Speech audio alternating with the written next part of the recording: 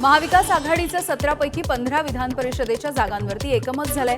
काँग्रेस 8, ठाकरेंची शिवसेना 4, तर शरद पवार यांची राष्ट्रवादी 3 जागा लढवेल। नांदेड आणि नाशिकच्या जागांच्या संदर्भात 2 दिवसांमध्ये निर्णय। विधान परिषदेसाठी महाविकास आघाडीचा पहिला उमेदवार जाहीर। रायगड, रत्नागिरी, सिंधुदुर्ग या जागेसाठी बाळ माने यांना उमेदवारी। कोकणामध्ये असंतोष आहे, याचा नक्कीच फायदा होईल असा बाळ माने यांना विश्वास। काँग्रेसकडून 6 विधान परिषदेच्या जागांसाठी एबी फॉर्म वाटायला सुरुवात। यवतमाळ, नांदेड, अहिल्यानगर, अमरावती, सोलापूर या जागांसाठी एबी फॉर्म पाठवले। राष्ट्रवादीच्या कोअर कमिटीची आज बैठक आहे। सुनेत्रा पवार यांच्या उपस्थितीमध्ये बैठक पार पडेल। प्रफुल्ल पटेल, सुनील तटकरे, दिलीप वळसे पाटील, धनंजय मुंडे यांच्या उपस्थितीमध्ये ही बैठक होईल। विधान परिषदेच्या निवडणुकीच्या संदर्भात चर्चा होणार। माजी मंत्री प्राजक्त तनपुरे यांचा उद्या भाजपमध्ये पक्षप्रवेश। उद्या दुपारी 3 वाजता प्रदेशाध्यक्ष रवींद्र चव्हाण यांच्या उपस्थितीमध्ये प्रवेश होईल। अहिल्यानगर परिषदेची जागा तनपुरे यांना दिली जाणार असल्याची सूत्रांची माहिती आहे। महायुतीचं विधान परिषदेचं जागावाटप जवळपास निश्चित झालंय। छत्रपती संभाजीनगर आणि जालना यांचा तिढा सुटता जागावाटप जाहीर होईल। भाजप 10 ते 11, शिवसेना 4 ते 5, तर राष्ट्रवादी 2 जागांवरती लढण्याची शक्यता। शिवसेनेच्या 4 जागा जवळपास निश्चित। छगन भुजबळ यांच्याकडून राज्यसभेच्या रिक्त जागेसाठी लॉबिंग सुरू आहे। राज्यामध्ये पुतण्या समीर भुजबळ यांना मंत्रिमंडळामध्ये घेण्याचा आग्रह असल्याची विश्वसनीय सूत्रांची माहिती। तटकरे खासदार असताना मुलीला कॅबिनेट मंत्री केलं। आई उपमुख्यमंत्री असताना पार्थ पवार खासदार, त्यामुळे हेच सूत्र लागू का नाही? भुजबळ समर्थकांचा नाव न छापण्याच्या अटीवरती सवाल। नाशिक विधान परिषदेच्या जागेवरून भाजपमध्ये अंतर्गत चुरस। मंत्री गिरीश महाजन यांचे 2 निकटवर्तीय विधान परिषदेच्या उमेदवारीवरून आमने-सामने। निलेश बोरा आणि गणेश गीते दोघांनीही विधान परिषदेच्या जागेसाठी भाजपकडून उमेदवारी अर्ज घेतले। अहिल्यानगरच्या जागेवरून भाजप आणि राष्ट्रवादीमध्ये रस्सीखेच असल्याची माहिती आहे। अहिल्यानगरमध्ये विधान परिषदेसाठी भाजपचा दावा, तर राष्ट्रवादीचे आमदार संग्राम जगताप यांचे बंधू सचिन जगताप यांनीही उमेदवारी अर्ज घेतलाय। विधान परिषदेच्या निवडणुकीसाठी भाजपमध्ये इच्छुकांची गर्दी। उमेदवारीसाठी जोरदार लॉबिंग। भाजपकडून 4 नावं दिल्लीला पाठवल्याची माहिती आहे। बसवराज पाटील, ओमप्रकाश शेटे यांची नावं आघाडीवर। दत्ता कुलकर्णी, अरविंद पाटील निलंगेकर यांची नावं देखील चर्चेत। जळगाव विधान परिषदेच्या जागेसाठी भाजप आणि शिवसेनेमध्ये रस्सीखेच सुरू आहे। भाजपच्या सोबत आमचंही संख्याबळ, त्यामुळे गुलाबराव पाटील यांचे चिरंजीव प्रताप पाटील यांना उमेदवारी देण्यासाठी शिवसेना आग्रही। जागेचा तिढा सोडवण्यासाठी गुलाबराव पाटील हे जळगावला जाणार। पुणे विधान परिषदेच्या जागेसाठी शरद पवार यांच्या राष्ट्रवादीचा उमेदवार निश्चित झालाय। पक्षाचे पुणे शहराध्यक्ष श्रीकांत पाटील शरद पवार यांच्या राष्ट्रवादीचे उमेदवार। अमरावती विधान परिषदेच्या निवडणुकीसाठी भाजपकडून प्रवीण पोटे हे उमेदवार आहेत। प्रवीण पोटे आज बावनकुळेंच्या उपस्थितीमध्ये 1 जून रोजी अर्ज दाखल करतील, तर काँग्रेसकडून उमेदवारीच्या संदर्भात अजूनही सस्पेन्स कायम। ठाकरेंच्या शिवसेना खासदारांच्या संभाव्य प्रवेशाच्या चर्चांवरती प्रश्न विचारताच खासदार श्रीकांत शिंदेंनी बगल दिली आहे। मराठवाड्यामध्ये शिवसेनेची ताकद वाढवणार, श्रीकांत शिंदेंचा दावा। बीड दौऱ्याच्या दरम्यान खासदार श्रीकांत शिंदे यांना निवेदन देण्यासाठी आलेल्या व्यक्तीचं हृदयविकाराच्या झटक्यानं निधन झालंय। श्रीकांत शिंदे यांच्याकडून सय्यद यांच्या कुटुंबियांची भेट घेऊन सांत्वन करण्यात आलं आणि कुटुंबियांना 5 लाख रुपयांची आर्थिक मदत। महाराष्ट्रामध्ये यंदा कमी पाऊस, उष्णतेची लाट अधिक आहे। भारतीय वेधशाळेने अंदाज वर्तवला। महाराष्ट्रामध्ये कमी पावसाची 43% इतकी शक्यता आहे। देशभर सरासरीच्या 90% पावसाचा अंदाज। विदर्भ, मराठवाडा आणि पश्चिम महाराष्ट्रामध्ये कमी पावसाचा अंदाज आहे। अकोला जिल्ह्याच्या मूर्तिजापूर तालुक्यामध्ये कुरुम गावामध्ये वादळी वाऱ्यासह मुसळधार पाऊस कोसळलाय। अनेक घरांचे पत्रे उडून गेले, त्यामुळे नुकसान झालंय। विद्युत तारा तुटल्या, त्यामुळे विजेचा पुरवठा देखील खंडित आहे। गोंदिया जिल्ह्यामध्ये वाढत्या तापमानाचा जलस्तरावरती परिणाम होतोय। लघु प्रकल्पामध्ये 30% इतका पाणीसाठा शिल्लक आहे, त्यामुळे मान्सून लांबला तर पाण्याचा प्रश्न अधिक गंभीर होईल। भंडाऱ्यामधल्या जुना पिंपरी गावामध्ये अवघ्या 15 मिनिटांमध्ये निसर्गाचं तांडव। वादळी वाऱ्याने 30 पेक्षा अधिक घरं उद्ध्वस्त झाली, भिंती कोसळल्या, छप्परं उडून गेली, संसार उपयोगी साहित्याचं मोठं नुकसान झालंय। अमरावतीच्या ब्राह्मणवाडा आणि रेवसा या ठिकाणी गारपिटीसह पाऊस झाला। रेवसामध्ये घरांवरचे पत्रे उडून गेले, संसार उघड्यावरती आलेत. छतावरती लावलेल्या सोलरवरचा पंखा देखील उडून गेलाय. गोंदियाच्या देवरीमध्ये मान्सूनपूर्व पावसाच्या सरी, उकाड्यापासून नागरिकांना काहीसा दिलासा. काल गोंदिया जिल्ह्याचं तापमान हे तब्बल 46.1 अंश सेल्सिअस पर्यंत गेलं होतं आणि आज मात्र मान्सूनच्या सरी बरसल्या. पेरणीच्या तोंडावरती रासायनिक खतांच्या किमतीमध्ये मोठी वाढ झाली आहे, त्यामुळे शेतकऱ्यांना आर्थिक भुर्दंड. खत आणि बियाणांची भाववाढ, पेरणी महागणारे, शेतकरी आर्थिक संकटात. 5 कोटी रुपये खर्चूनही बुलढाण्यामधलं साखळी गाव हे तहानलेलं आहे. महिनाभर नळ कोरडे आहेत. रिकाम्या घागरींसह ग्रामपंचायतींवरती संतापलेल्या नागरिकांनी मोर्चा काढलाय. 5 कोटी रुपयांचा निधी खर्च करून पाईपलाईनची कामं करण्यात आली, मात्र प्रत्यक्षात गावामध्ये पाणीच नाहीये.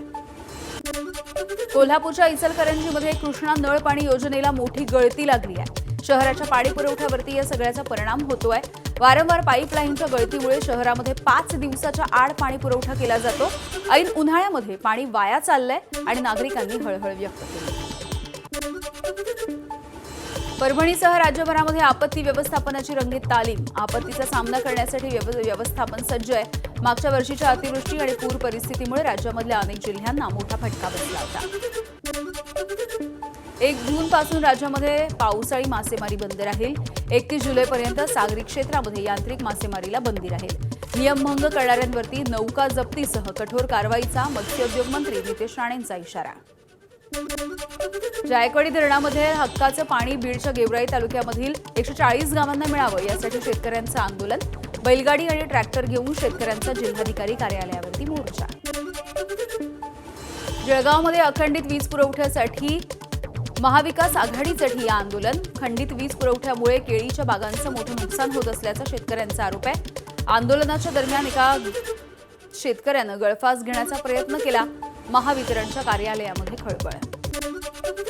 सलग 3 दिवसाच्या घसरणीच्या नंतर आज सोन्या चांदीच्या भावामध्ये वाढ झाली. सोनं 4,000 आणि चांदी 5,000 महागली आहे. सोनं 1,55,000 रुपयांपर्यंत गेले, तर चांदी 2,66,000. विमानतळाच्या जमीन अधिग्रहणावरून गडचिरोलीमधील 4 गावांमधल्या नागरिकांचा जनगणनेवरती बहिष्कार. गुरुवाळा, हिरापूर, विहीरगाव, चांदाळा या गावामधील जमीन अधिग्रहणाचा GR रद्द करण्याची मागणी. अधिकाऱ्यांकडून गावकऱ्यांची समजूत काढण्याचा प्रयत्न. अहिल्यानगरच्या शेवगाव पंचायत समितीच्या समोर वाघोली ग्रामस्थांनी लेझीम खेळत अनोखं आंदोलन केलंय. मुख्यमंत्री समृद्ध पंचायत राज अभियानाच्या परीक्षण अहवालामधून वाघोलीला बाद केल्यामुळे ग्रामस्थ संतापले. पुढची बातमी नागपूरमधली विविध प्रश्न आणि विद्यापीठाच्या प्रशासनाच्या भोंगळ कारभाराच्या विरोधात. नागपूर विद्यापीठामध्ये भारतीय जनता युवा मोर्चानं आंदोलन केलं.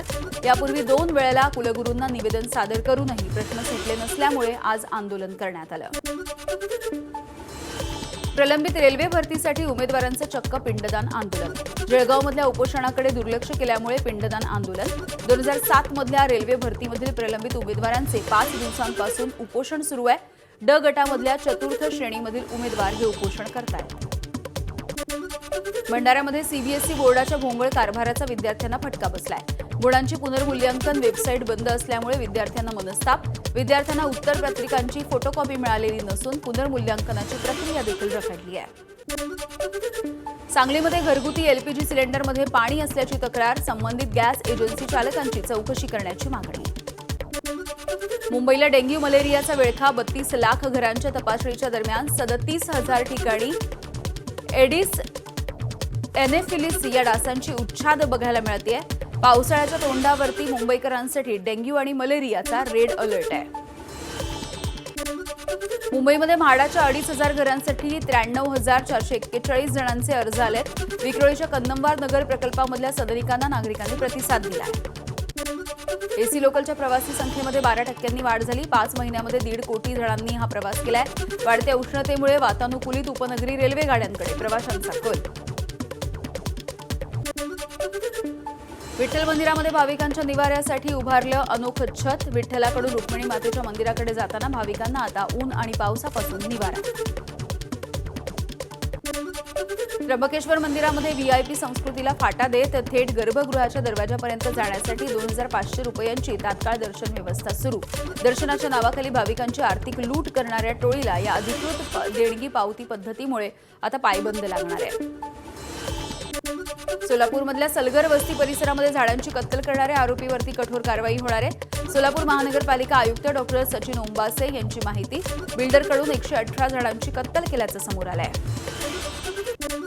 दुचाकीवरून 4,50,000 रुपये चोरणाऱ्या चोराला तमिळनाडूच्या सीमेवरून अटक झाली आहे. माळशिरस तालुक्यामधल्या नातेपुते पोलिसांनी कारवाई केली. बँकेमधून पैसे काढून घरी जात असताना झालेल्या चोरीचा पर्दाफाश. हिंगोलीमधल्या शासकीय वैद्यकीय महाविद्यालयामध्ये एमआरआय चाचणीसाठी रुग्णांची आर्थिक पिळवणूक. एमआरआय चाचणीसाठी तब्बल 6,500 रुपये मागण्यात आले. मुंबईच्या विक्रोळीमधल्या महात्मा फुले रुग्णालयामधील आयसीयू बंद असल्यामुळे नागरिक आक्रमक झाले. ऑक्सिजन मास्क लावून आंदोलकांनी पालिकेच्या विरोधात निदर्शनं केली.